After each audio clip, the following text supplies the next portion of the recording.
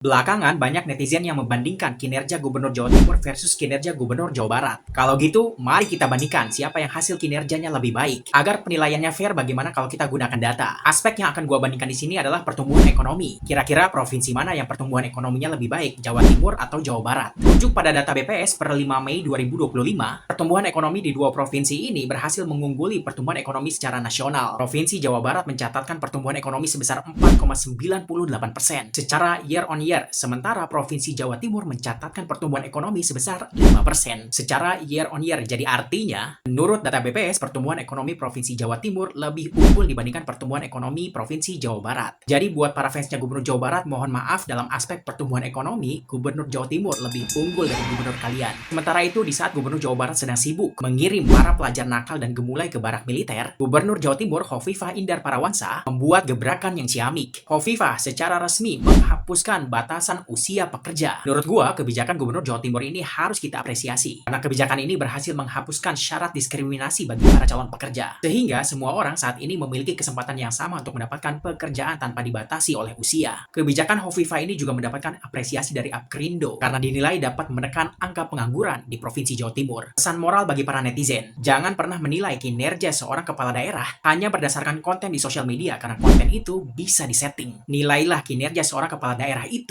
berdasarkan kebijakannya, apakah kebijakannya itu berdampak luas bagi rakyatnya atau hanya bagus untuk engagement kontennya. Kepala daerah yang nggak ngonten bukan berarti dia nggak kerja, dan kepala daerah yang suka ngonten bukan berarti kinerjanya yang paling bagus. Jadi hati-hati.